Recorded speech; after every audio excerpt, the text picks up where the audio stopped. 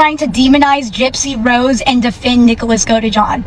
I am so sick of seeing the people on here defending colored autistics just because they're autistic, because you know damn well if that was a woman or a man of color who committed that act, you would not be giving him the grace that you are. You would not be sitting there giving excuses for the fact that Nicholas Godejohn, there's been proof that he has sick necrophilic fantasies, grape fantasies, wanted to grape Gypsy's mom's corpse, and has shown himself to be a danger to himself and other people. But you guys are still gonna say him, he was you cannot be manipulated into murdering somebody, okay? I'm sorry, you can't. You cannot be manipulated into murdering someone. And arguably, if he was that high support needs, then someone should have been monitoring him. Welcome to the Mothership Explorers. We are talking about Nick Godejohn today and what his life was like before he met Gypsy, what his life is like now,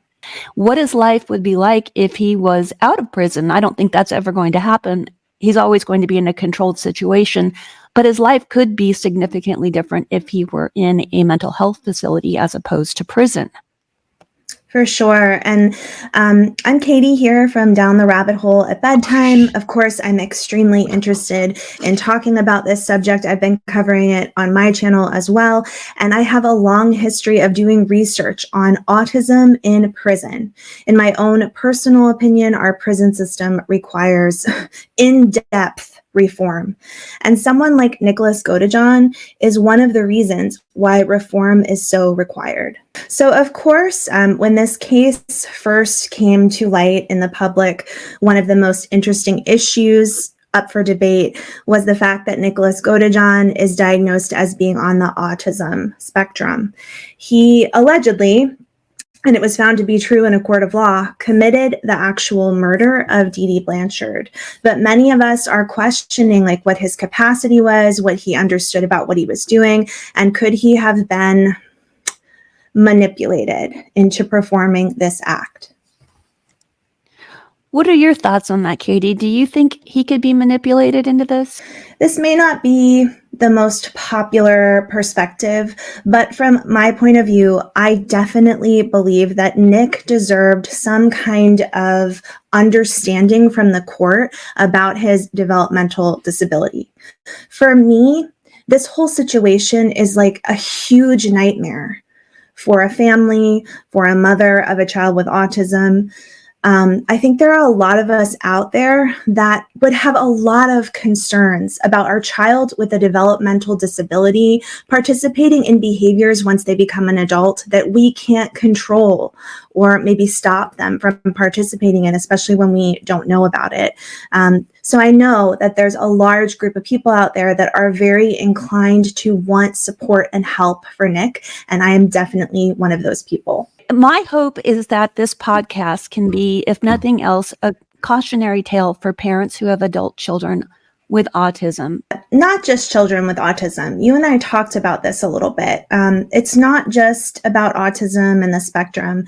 I also feel that what we're going to talk about tonight could encompass a lot of other issues, mental health issues that we see in childhood or as a child grows into an adolescent. Things like bipolar disorder, severe depression. When you have a child that is dealing with any of these conditions, there are a lot of concerns that a parent will have as they're moving forward out into the world.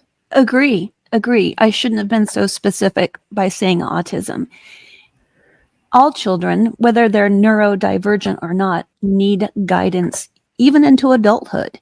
But the kids who have anything else that's going on need extra care and extra precautions to keep them safe. It seems like Nick didn't have a lot of parental guidance, and he was kind of just living his days on his own before this happened. And he was kind of set up for the perfect victim for someone to use when he's lonely. Right.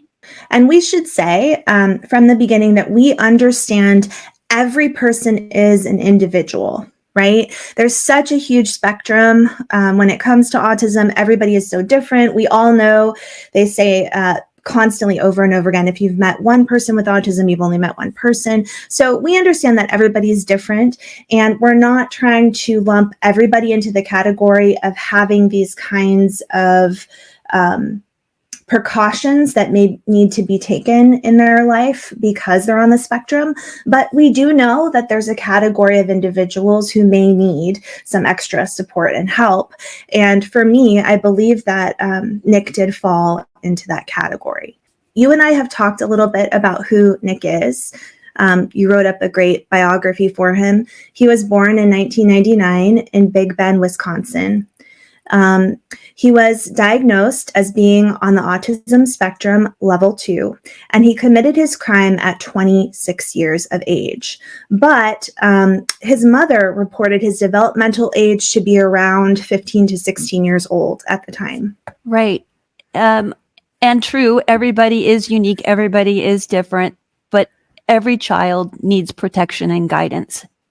So that was kind of the point that I was trying to make, is that, even if your child doesn't have a disability, they still need that guidance. They still need protection. But the ones who do have anything going on may need a little extra. I think my point is, know your child, know them well. Right. Unfortunately, I've definitely seen situations where parents do try to know their children and do try to provide support, and they can still have some irreparable behaviors occur. But for Nick, what we're aware of is that it seems as though he didn't have a lot of support and intervention throughout his childhood. I'm not sure if you're aware, Laura, we may have spoken about it, but shortly after Nick went to prison, his mother started using heroin and unfortunately overdosed and passed away just a few years after Nick entered the prison system. And it does kind of speak to me about what kind of home environment he may have been a part of before he ever met Gypsy. Yes, I am aware of that. And it's heartbreaking because Nick lost his best advocate from what I can see. He lost the person who loves him most in this world. And that's heartbreaking for him. And I kind of see the community recognizing that Nick might not be as guilty as he was originally thought, and kind of coming together to go to bat for him. Since his mom's not here, the mamas of the internet are kind of banding together, and I like that. Yeah, for sure. People are really wanting to see him get some kind of an appeal. Unfortunately, I'm not sure if that's going to be the case.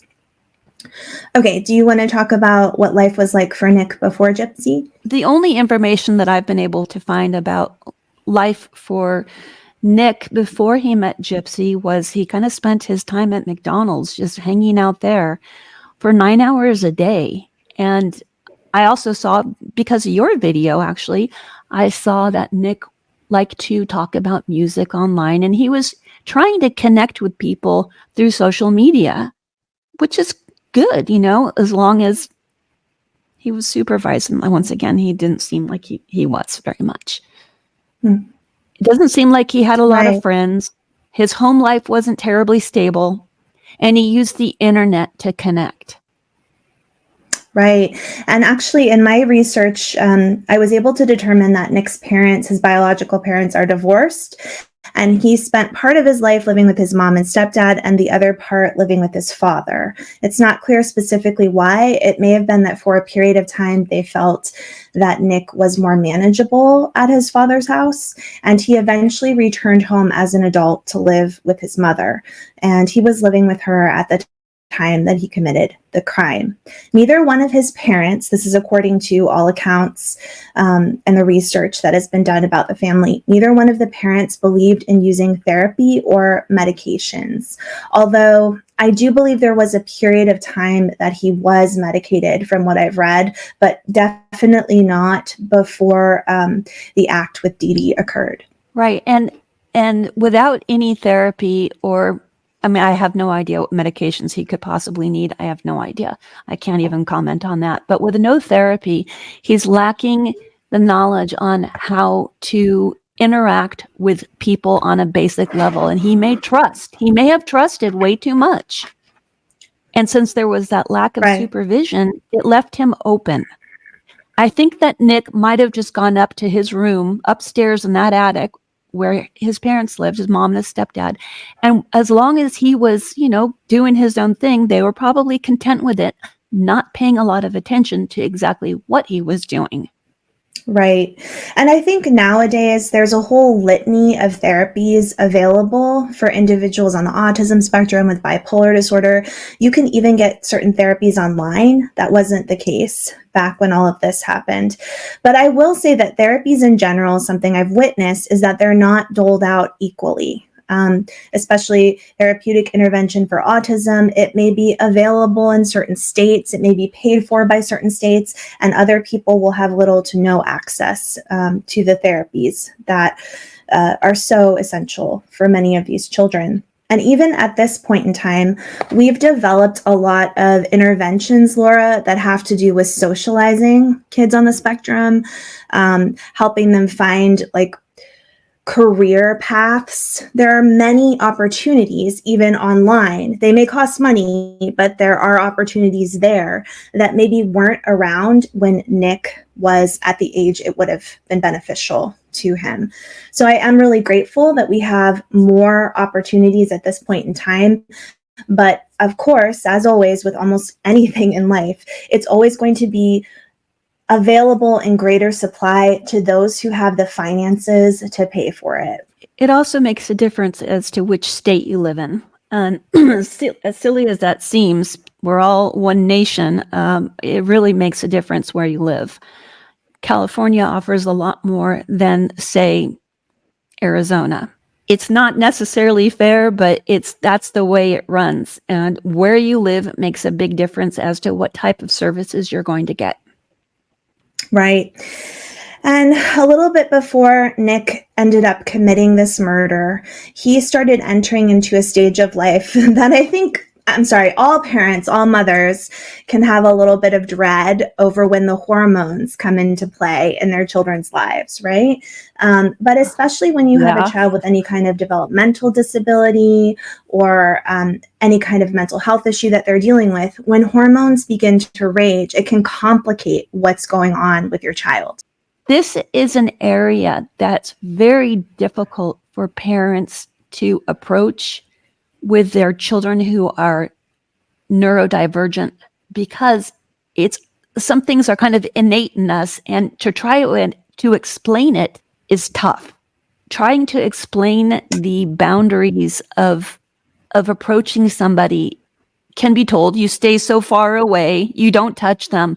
But when your child has hormones that are blossoming in them, and they, right. For a boy example, they see a girl and they don't understand that you just can't go up and touch her hair. You can't just go up and grab her. So their intentions are not bad. They're just not appropriate. Right. How do you teach love and sex? It's extremely complicated, and every child is going to be different when it comes to how you can intervene in helping someone, especially on the spectrum, understand what's appropriate and what's not appropriate. And unfortunately, in this day and age, for the good and the bad of it, because I tend to be quite liberal in this area, but in this day and age, there is an overwhelming ability to access pornography online. And I've read a lot of research that says many kids are being introduced to sexual interactions, love relationships through pornography. As I said before, I don't think that I personally am not in a place where I feel that pornography should not be available to people, but it does concern me when you have a neurodivergent person in adolescence who maybe doesn't have a lot of friends. Like you said, Nick seemed very lonely, didn't have people around him. He's accessing these extremes of pornography that may give him a certain perspective on love and sex that most of us don't find to be accurate to real life. And perhaps it's his only example of what love and sex is if it wasn't discussed with him. Maybe nobody ever told him this is for the movies. This is not how it works. This is not what women particularly want. This is a particularly difficult area to explain to kids who have any type of developmental disability, or even, if your child who isn't neurodivergent gets involved at this at a young age, it might just stir something in them and change something on how they view things. It's so complicated for everyone, is really all I want to say. And it can just be I think more that's why I'm struggling so much with trying to spit this out, is because I've been trying to understand how I can tackle this with my own son. And I don't have answers here, because there really is none. When you have a child and their hormones are raging and they don't understand what's happening to them, and all they know is they want a girlfriend. They don't know why they want a girlfriend. They just know they want a girlfriend. Right. Yes. That's difficult. I remember reading some text messages and some of the interrogation that Nick went through, and just the way that he spoke about Gypsy, saying like she had changed his life. She was everything to him. He never felt this way before. It's so special. You could tell that he had limited interactions before Gypsy, and the physical connection that they had really almost like indebted him to her in certain ways. Gypsy offered Nick everything that he longed for, in my opinion. He was sitting alone, for his whole life before she came along. And then all of a sudden, this girl is telling him he's it. He's her boyfriend. Right. He's finally got not only companionship, but somebody who is also looking for romance. And I'm sure it just drew him in like a magnet. Right. And a lot of people are highly critical of what they call Nicholas Godejohn's dark side. Okay. So we do have a lot of evidence that Nick was playing with Gypsy in areas of domination and submission. He also allegedly convinced Gypsy that he had multiple personality disorder, and they would role play back and forth with one another on the internet. And then once they met each other in person, allegedly that relationship continued. Gypsy has accused Nick of R directly after the murder occurred. Now, some people are going back and questioning a lot of this, and it is up for interpretation, and we have to see what comes out with Nick's appeal. But we do see that Nick had a history of being sexually inappropriate.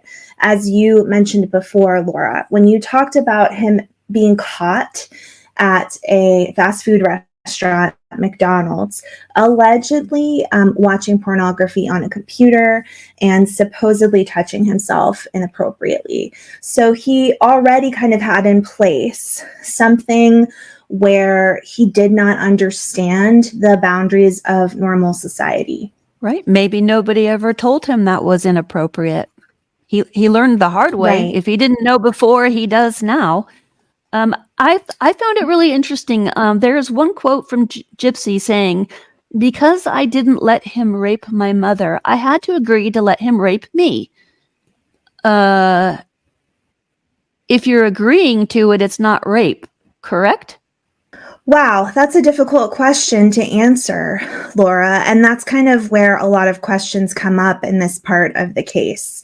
I think that there's a lot of potential that it was violent, and maybe Gypsy didn't like that. So I don't want to say that it wasn't what she is claiming that it was, but there's just a lot of questions about what happened here.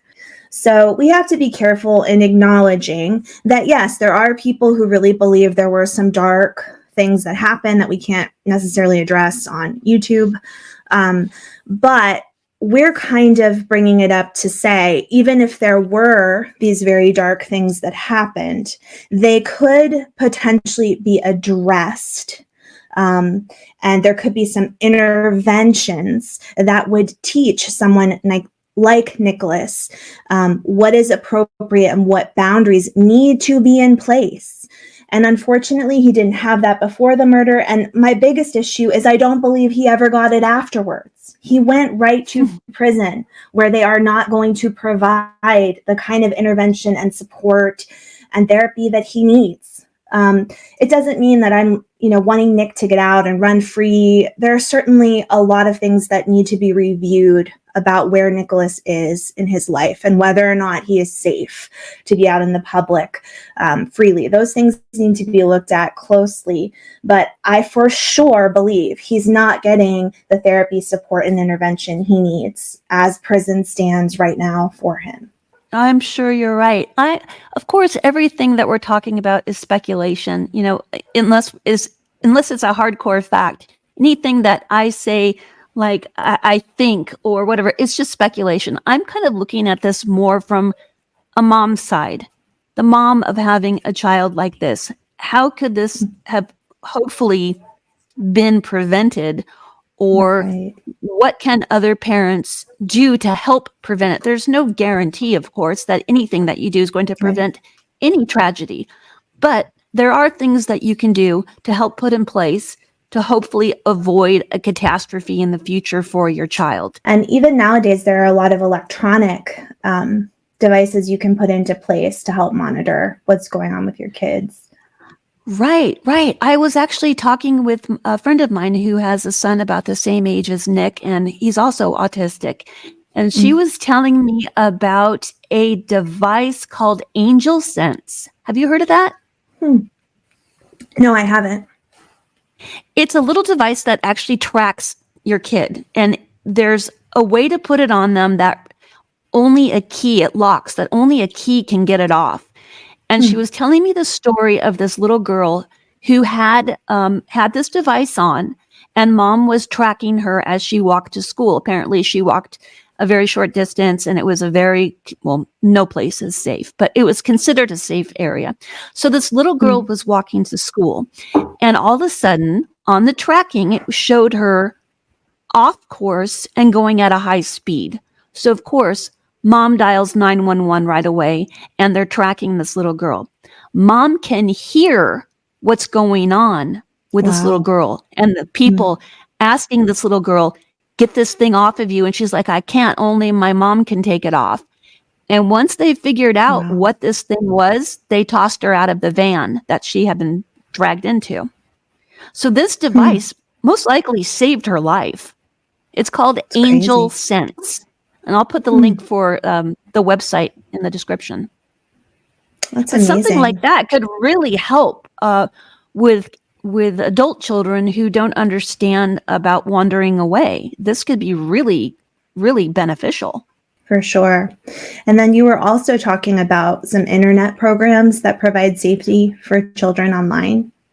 Right. I don't know the names of some. Honestly, the only one I know of is the one that Anna Duggar used, and that's the Covenant Eyes.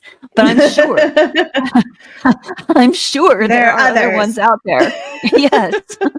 There are better ones than that. It didn't work so well for Anna, apparently. And my friend was saying her son, I'm like, well, have you used these internet programs for your son? She's like, are you kidding? He knows how to work his way around those. Forget it. They don't work for him. So what was her answer? No internet. If you're going to work around it and you're going to be sneaky and not honest and forthright, then you don't get the what's the word? You don't get the privilege of using the internet. Yes. So he's without internet now, because he had been busted too many times for looking at inappropriate things. Yeah. And I would say that one of the programs that I have a lot of hope for in my own life, or a program that I'm really grateful for, is this online resource called OutSchool. And OutSchool is a website where you can go and pick out classes for your children to attend online. A lot of people use it when they homeschool, but it's also super good for summertime or after school or the weekends. And they have the most amazing classes. I've been so impressed. The classes come from all over the world. You pick your teachers, you look through a list of all the different classes in your area. They will have them separated by the age of the child. They'll have them separated out by group of children with autism, children who need help with social skills. And there will be classes like social skills class, or it'll be like learning social skills through Minecrafting for kids who like specifically like a certain topic.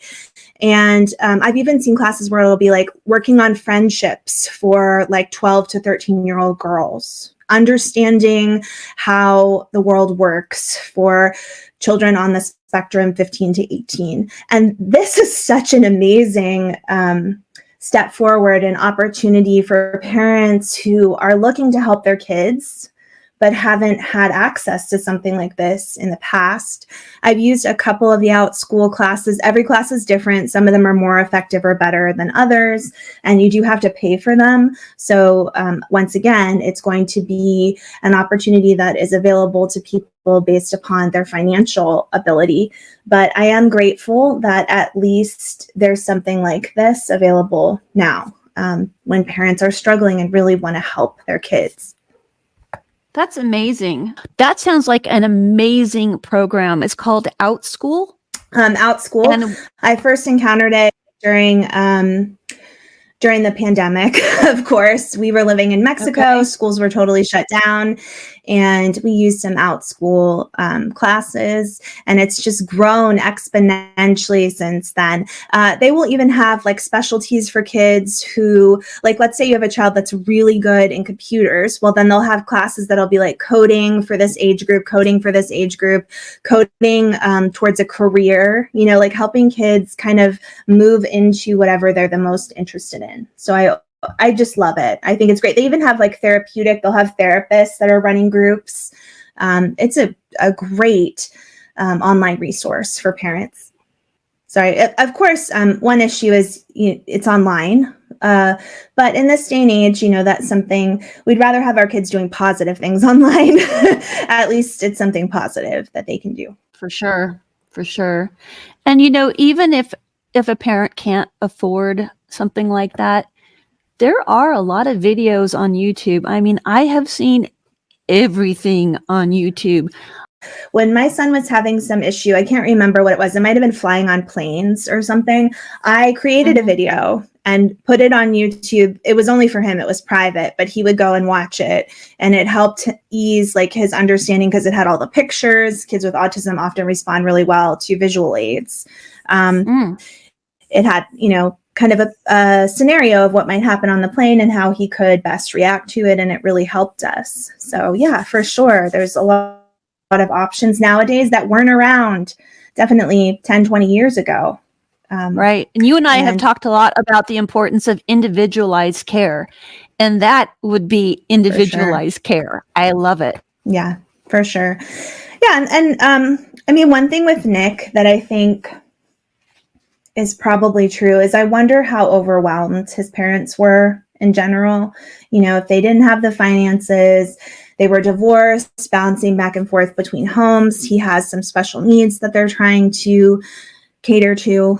I think that there are a lot of families out there that are very overwhelmed by what's been put in front of them, what they're being asked to do. And I still am a huge proponent of some kind of state intervention, opportunities to get intervention. And it's something that I would like to see more of in the future. And I also want to see it in the prison system. I understand people who say, like, you committed a crime, you pay the time. I can understand that way of thinking, but I do believe that we should be treating people in prisons appropriately. I'm not saying that they need to have all the best and newest items. Of course not, right? But I do think in a case like Nicholas Godejohn, a therapeutic setting is what's required to help this guy. I'm really concerned about how he's being treated, living with people who are probably, you know, very good at manipulating him, stronger than he is, potentially more worldly than he ever was. It's really frightening to think about what his life might be like in the prison right now. Right. You know, I see Nick as a sweet kid. Even if he's 34 now, I see him as a sweet kid who was misled and manipulated. That's just my opinion.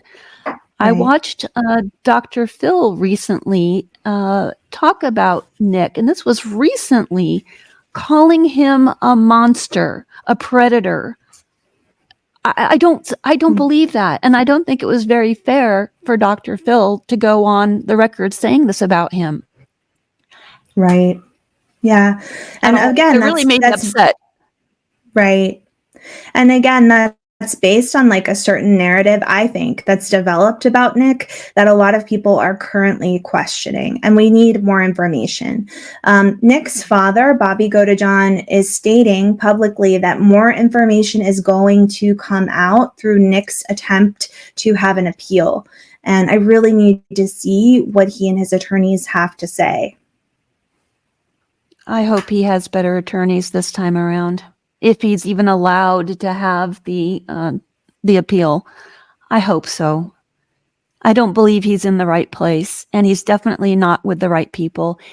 As you said, he needs to be in a therapeutic environment. He needs to be rehabilitated. Right. And a therapeutic environment through the state or federal government, these types of psych facilities, they're not a walk in the park, you know? So No. From my point of view, it's not even like we're asking for some kind of situation where Nick's going to be so much happier, so much safer, so much better off. I mean, there are a lot of issues in these facilities as well. They operate in some ways like a prison. They're definitely not situations where you just have freedom to go anywhere and do whatever you want, for sure. So I think when people hear us asking for some kind of psych mental health facility for someone like Nick, they may not understand that it's an awful lot like being incarcerated in prison, just with having some of your therapeutic needs met at the same time. I think, and this is just fantasy and ideally, I believe that Nick could be in society and should be in society, but with one-on-one care 24 hours a day. Right. And that's very difficult to fund and get access to, for sure. Nick's mother has passed away. Right, a group home for sure. Nick's mother has passed away, as we spoke about before. And I do certainly understand the concern about the risks we would be taking to release Nick. But again, if the prison system was set up in a way where he had been experiencing a lot of support and therapy, and we had really knowledgeable and educated individuals working on his case to let us know for sure when they felt he was most able to leave, yes, that could be a totally different situation for Nick. Yeah. But right now, we really don't have a lot of that in the prison system at all. Not just for Nick's case, but for a lot of other incarcerated individuals. They're really in a situation that I think is quite unfair and not what I would personally want for someone who committed a crime even against me, you know? So ideally, what would you like to see happen?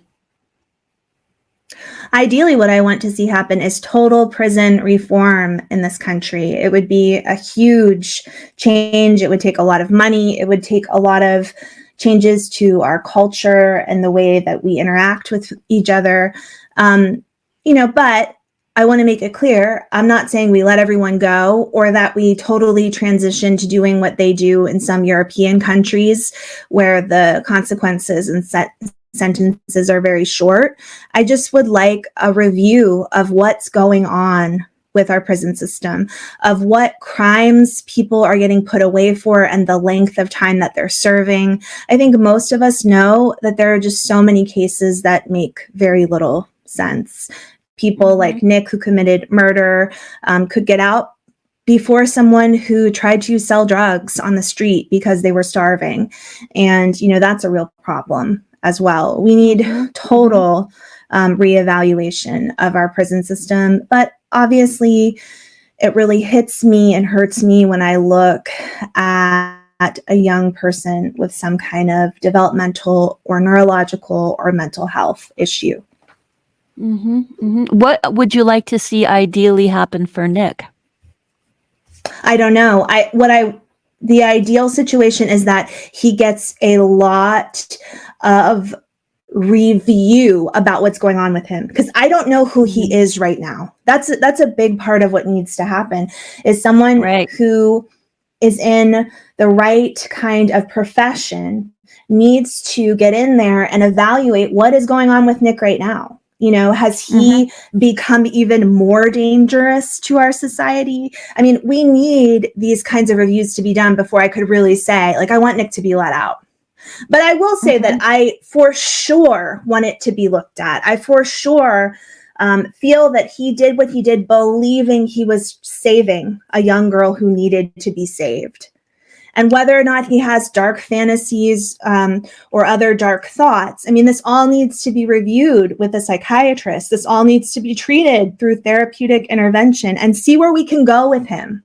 What space can we get him to where potentially he could live in a different situation? But that all has to be reviewed thoroughly. And unfortunately, we don't even have that going on in a lot of our prison systems right now. Right. And did you happen to watch the podcast by Dr. Phil, fill in the blank? The remarks that he made about Nick, this is somebody who's a mental health professional.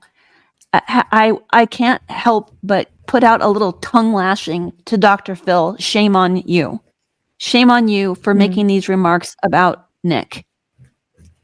Without directly before an appeal. Right. He really seems to have taken the side of Gypsy in this whole thing. And it's very clear to me that Gypsy has thrown Nick under the bus. So a lot of it people feel upsets that way. me. You know, if I were Nick's mom, I'd be all over this. And it just kills me that she can't be there for him. He needs an advocate. He needs someone to come forward on his behalf. I don't think he should have even been interrogated without an advocate. Right. For sure. The interrogation was interesting and sad to watch. You know, his father, his biological father, Bobby Godejohn, is trying to speak out and come forward for Nick in certain ways. Bobby's a very interesting guy. He is traveling all over the place, all over the United States. He believes in like mystical and spiritual healing and things like that. Oh boy. So he's an interesting guy to follow and learn about. And he is, from what I can see, trying to reach out and provide some public information about what's going on with Nick. He did come forward, and I will be talking about this on my channel as well. He did come forward and make some statements about the appeal and some of the concerns that he has about the potential of Nick even getting help. But they're trying. And I'll just say, I believe that the public could potentially work on continuing to put pressure on the system where Nick is imprisoned to try to get him a better trial. So the big message here is do your best as a parent to protect your kids. That's all you can do. And I think the other message is that you're not alone. I think one message I would like to put out there is you're not alone if you have a lot of concerns, if you are in a situation where your child has done something you are incredibly ashamed of as a parent. Or embarrassed. Right. There's definitely a community out there of people who have been through a lot when it comes to wanting to right the wrongs that they've either done to their kids or their kids have done to other people. And for me, when I look at the situation of Nicholas Godejohn, it kind of reminds me of the grace I want to have towards people, towards their families, towards understanding that sometimes things happen even when people have good intentions to try to fix whatever is going on, right? We've seen a lot of that in the news media, and, you know, every situation is different and should be taken on an individual basis. And that's what makes this so difficult, is that every case is so individual. You know, there's not you can't just have a book out saying, well, this is what you do for this and this is what you do for that, because just because a child has, or even an adult child has autism, doesn't mean they're like the next person, as you said at the beginning of this podcast. Right. If you've met a person with autism, you've met one person with autism. You know, everybody's different. So right. And ideally our legal system would be set up to recognize that every case is so different, and it should not be looked at in some kind of black and white format. Yes, and I think also too that Nick's case, although an extreme one, is a good example of of an adult with autism who didn't understand what he was getting into. And exactly, it's a good cautionary tale, if nothing else. Right, for sure. Well, thank you so much to everyone for joining us here tonight. We will provide some links below, and we hope to chat more about these kinds of parenting struggles in the future. Yes, thank you so much. And thank you, Katie, for sharing all of your knowledge once again. I really, really appreciate it. I'll see you next time, Laura.